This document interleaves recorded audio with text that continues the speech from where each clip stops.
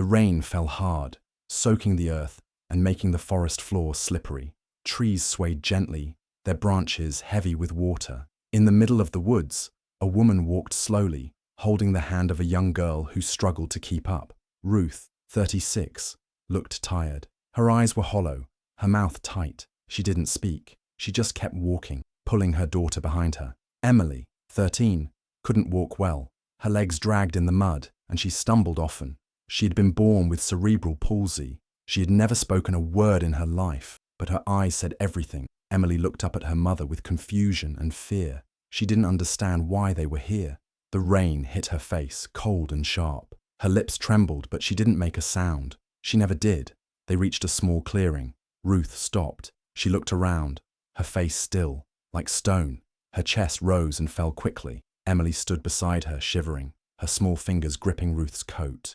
Ruth slowly pulled Emily's hand off her arm. "I can't do this anymore," Ruth said, almost in a whisper. Her voice broke as she stepped back. Emily looked at her, eyes wide. She took a small step forward, but Ruth shook her head.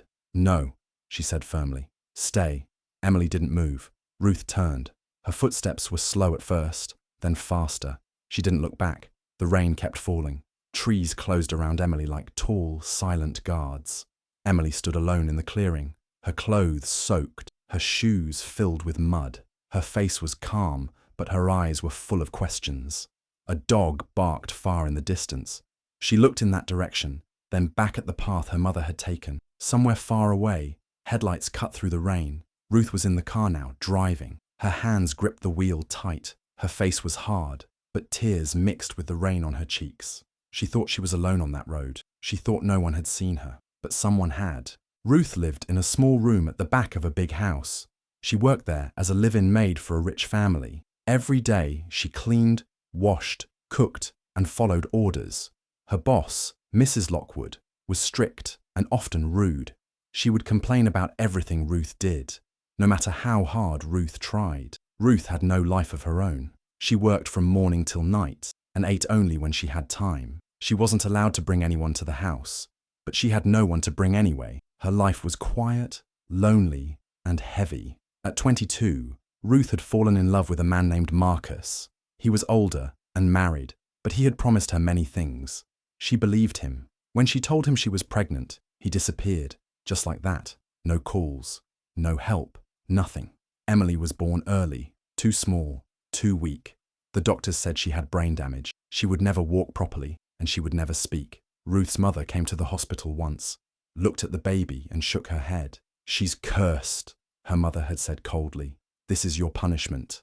After that, Ruth never saw her mother again. Ruth raised Emily alone. She worked, moved houses many times, and tried to survive. People stared at Emily. Some whispered, some crossed the street. Ruth stopped going out. She stopped talking to people. She told herself she didn't need anyone, but deep inside, she was breaking. When Emily was 6, Marcus showed up again. He said he wanted to see his daughter. He looked at Emily once and left after 10 minutes. He didn't call again. He never sent money. Ruth never heard from him again. As the years passed, Ruth became more and more tired. Emily was growing, and it was harder to care for her. Emily needed help with almost everything: eating, bathing, dressing. Ruth didn't complain out loud, but in her mind, the weight felt too much. Last week, Mrs. Lockwood told Ruth she might be fired. "You bring drama into this house," she said. "We can't have that." Ruth didn't answer. She just nodded and walked away. But inside, she was falling apart. That night, Ruth called Marcus again. She left a long message. She begged him to help, just a little, a few dollars, a phone call, anything. He never replied. The next day, Ruth sat in her room and stared at the wall. She thought about everything: her job, her life, Emily. She asked herself a hard question. What if Emily is better off without me? She didn't say it out loud. She just kept it inside. It felt like a quiet decision, like something soft and final, like mercy. Ruth didn't hate Emily. In fact, there were small moments when she felt something warm toward her. Emily had a bright soul. Even though she couldn't speak, she showed love in other ways. She would smile when the sun hit her face. She loved painting trees with her fingers, big green trees with brown trunks and bright skies. She would laugh when birds flew close to the window. But Ruth had never told Emily, "I love you," not once. Maybe she didn't know how. Maybe she didn't believe she was allowed to. Maybe the words were just stuck inside her, like dust that never moved. Now Emily was gone, left in the woods, alone. And Ruth was back in the city, pretending nothing happened. The morning after the storm, the woods were quiet again. Wet leaves stuck to the ground, birds chirped, and the sun peeked through the trees. A teenage boy named Jalen, 15 years old, was walking near his uncle's farm. He liked to explore the trails and look for wildflowers. As he walked past the edge of the woods, he saw something that made him stop. A girl, maybe his age or younger, was sitting on the ground. Her clothes were dirty, her hair wet and messy. She didn't move much. She just sat there, looking ahead like she was waiting. Jalen stepped closer. "Hey," he said. "Are you okay?" The girl didn't answer. He crouched down. "Do you need help?" She looked at him but said nothing.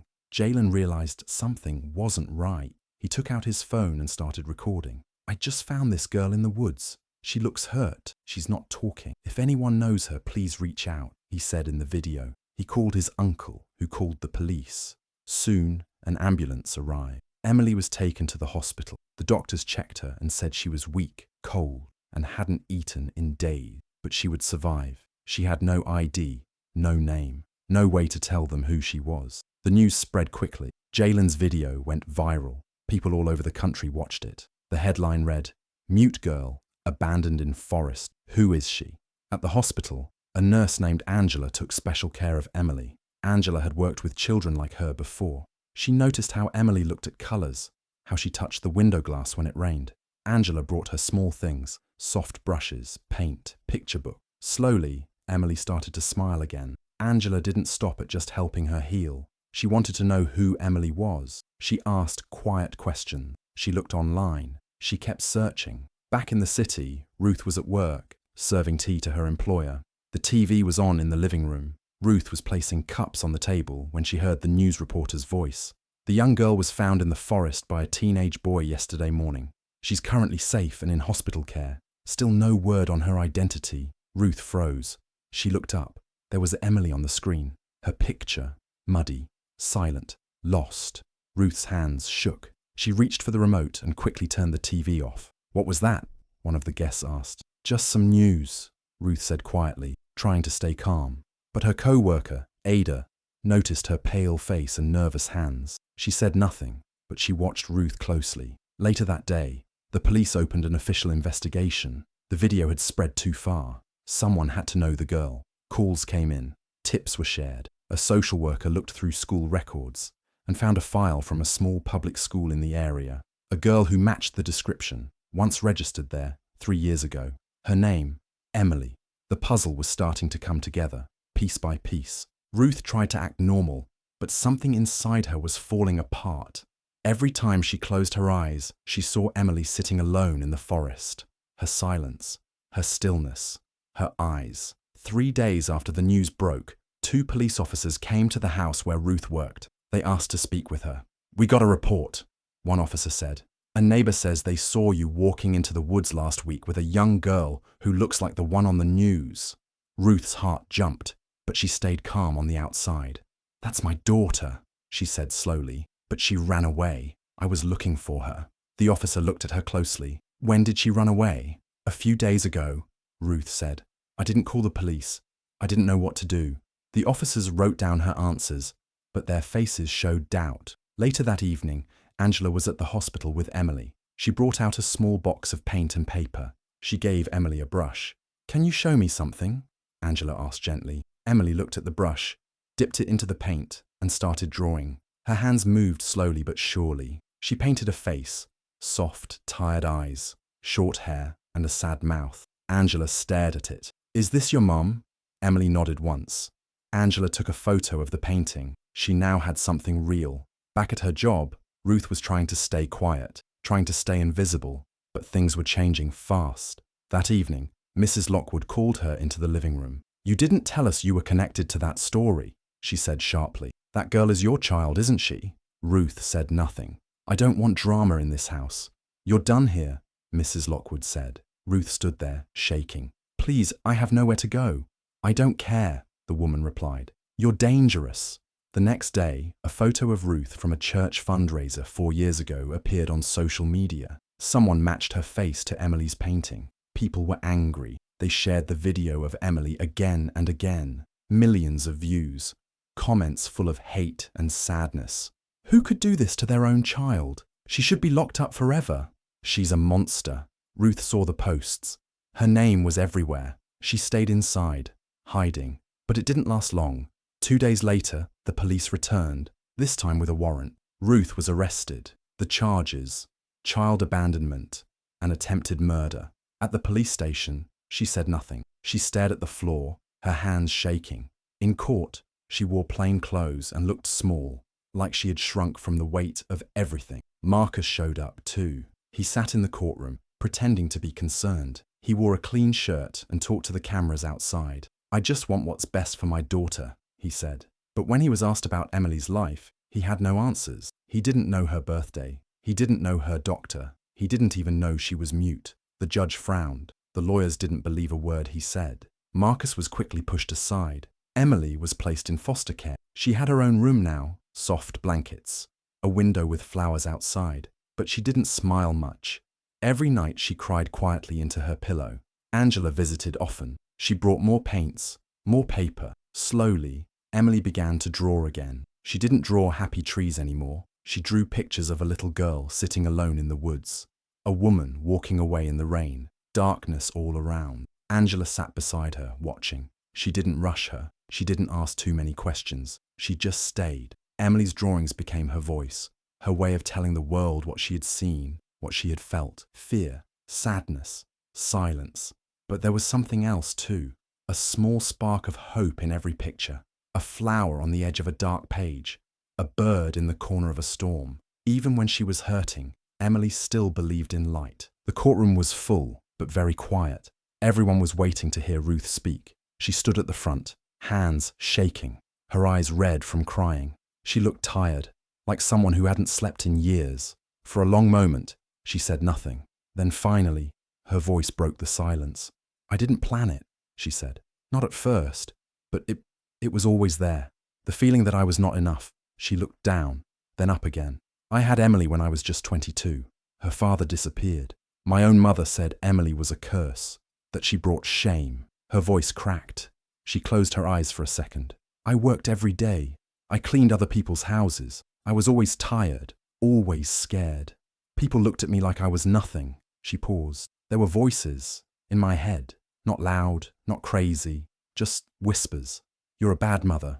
She deserves better. You're the problem." She wiped her eyes. Emily couldn't speak, but she always looked at me with hope, like she believed in me. But I was breaking inside. I started to believe that maybe if she wasn't with me, she could have a better life. Maybe someone kind would find her. She looked up again, this time with tears running down her cheeks. "I thought it was mercy, but it was fear. I was wrong. I hurt the one person who loved me the most." The room stayed silent. Some people cried. Others stared in shock. The judge looked at Ruth for a long moment. Then she spoke. "Ms. Adebayo, your story is full of pain, but the law cannot ignore what you did. You left a child alone in danger. You broke trust. You broke hearts." Ruth closed her eyes. "You are sentenced to 3 years in prison," the judge continued, "and required to attend psychiatric care for the length of your sentence." The gavel hit the desk. Court was over. Weeks passed. Ruth was taken to a quiet prison. She stayed in her cell most days. She didn't talk much. She thought about Emily every night. One day, Angela came to visit. She brought a small envelope. "I thought you should see this," Angela said. Ruth opened the paper slowly. It was a drawing, one of Emily's. It showed a courtroom, a woman on her knees, crying, and a small girl standing nearby, reaching out her hand. Ruth stared at it. Her lips shook. Then, for the first time in many years, she let herself cry, truly cry. She held the picture to her chest and whispered, "I'm sorry." After Angela left, Ruth sat down at the small desk in her cell. She picked up a pen and a piece of paper. She wrote slowly, carefully. "Dear Emily, I saw your drawing. I see you. I feel your hand reaching out. I don't deserve it, but I'm thankful. Every day I think about what I did. I think about your eyes, your smile, your quiet strength. I was weak. I was scared. But you are brave. If you ever want to hear from me again, I will wait. If not, I understand. But I want you to know this. I love you. I always have. I just didn't know how to say it. Love, Mum." 1 year passed. Emily now lived with Angela in a small, quiet house. She had her own room, her own bed, and soft lights that didn't flicker like the ones in the old apartment. The walls were covered with her paintings, trees, skies, oceans, and sometimes quiet faces. She was going to a new school now. There were teachers who helped her learn sign language and other students who didn't treat her like she was invisible. She smiled more, not all the time, but more than before. Every day after school, Emily painted. She liked the way the colors felt on her fingers. She didn't speak with her mouth, but her hands told stories. Her art was full of feelings: fear, hope, light. Angela watched her closely, always gentle, always near. She made sure Emily ate well, slept well, and felt safe. She never asked too many questions. She never pushed. Emily's artwork started getting attention. A woman from a local community center came to see it. Soon, her paintings were hanging in the gallery's front room. People walked in and stood quietly, looking at the pictures. Many of them didn't know who Emily was, but they felt something in her work, something strong and sad and beautiful. Back in prison, Ruth was changing too. She now attended therapy twice a week. At first, she didn't speak much, but slowly, she began to open up. She talked about her mother, about Marcus, about the years of working and barely surviving, about the voices in her head that told her she was worthless. The more she talked, the lighter she felt. She also started helping other women in the prison. Some couldn't read or write. Ruth taught them with patience. She was quiet, but kind. Her eyes were softer now. One morning, while folding clothes in the laundry room, one of the guards handed her a newspaper. On the front page, a photo of Emily, standing beside one of her paintings. From abandonment to art, Emily's new life. The headline was bold. The story talked about the girl who had survived the forest, the girl who now told stories through color. Ruth read every word. She didn't cry out of shame this time. She felt something different, a quiet pride. Emily was alive. Emily was growing. Emily was more than okay. That night, Ruth began working on a little handmade book. She used scraps of paper, tied with string. She drew small pictures with a pencil, added simple words under each one. It was a story, a mother and a daughter, lost in a storm. Then the mother finds her way back, broken, but still walking. The last page showed the daughter standing in the light. The title, The Day I Found You Again. Ruth sent the book in the mail. No letter this time, just the story. Weeks passed. Emily received it on a Saturday. Angela watched as she opened it, slowly, carefully. She didn't say anything. She just stared at the pages. Then she closed the book and placed it beside her bed. She didn't write back. She didn't ask questions, but she didn't throw it away. 2 years later, Ruth walked out of prison. There was no one waiting, no hugs, no welcome, just cold air and silence. She didn't say much. She just kept walking. Later that day, she visited the art gallery, the same one where Emily's paintings were shown. The walls were bright with color. People moved around slowly, admiring the pictures. Ruth walked quietly until she stopped in front of a new painting. It showed a woman holding a child in a forest. The trees were tall. The sky behind them was soft, like the end of a storm. Ruth stared at the painting. Her lips trembled. She didn't move. Then she heard a soft sound behind her, hands moving. A girl's voice, gentle, in sign language. "I remember you." Ruth turned. Emily stood there, taller now, stronger. Angela was by her side, watching. Ruth didn't step closer. She didn't try to hold her. She just looked at Emily and smiled through her tears. Then she whispered, "Thank you for surviving." Emily didn't speak, but she gave a small nod, and they stood there, both quiet, in front of the painting. Fade out. Thank you so much for reading till the end. If this story touched your heart, please don't forget to like, share with someone who needs it, leave a comment, and subscribe for more powerful stories. See you next time.